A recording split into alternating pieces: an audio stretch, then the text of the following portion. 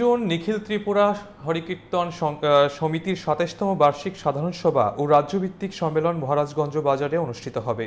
শনিবার মহারাজগঞ্জ বাজারে সাংবাদিক সম্মেলন এই কথা জানান সংগঠনের নেতৃত্ব। তারা জানান, রাজ্যে বর্তমানে প্রায় ৬০টি কীর্তনীয়া দল রয়েছে, যার সদস্য সংখ্যা প্রায় ৬০০ জন। প্রতি বছর সমিতির উদ্যোগে সাধারণ সভা ও রাজ্য সম্মেলনের আয়োজন করা হয়।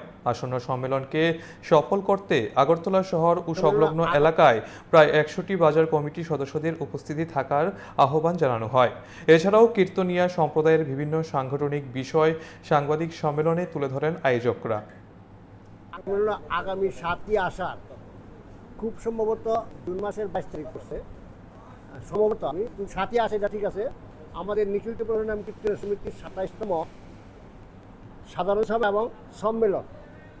সেই সম্মেলনের উপলক্ষে আমরা সমস্ত ত্রিপুরাবাসীর কীর্তনীয় দলকে আমরা এই সম্মেলনে উপস্থিত থাকার জন্য আপনাদের মাধ্যমে তাদের জানান দিতেছি।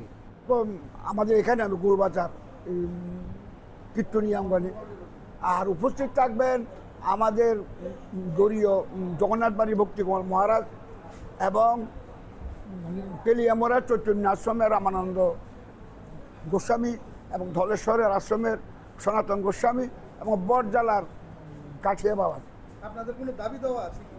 না, আমাদের কোনো দাবি দেওয়া নেই। আমরা শুধু সেখানে আলোচনা করব যে কীর্তন, হরির নাম জিনিসটা কি, হরির নাম কী বস্তু, যারা কীর্তন করছে তাদের কিভাবে সুন্দরভাবে কীর্তন করে আমাদের যাতে হরির নামটা সুন্দরভাবে হয় এবং আমরা যাতে আগামী দিনে সমস্ত কীর্তনীয়ারা এবং কীর্তনীয় দল সুন্দরভাবে এই নামকে সুন্দর পরিবেশন করে আমরা যেন ভগবানের কাছে রাখতে পারি।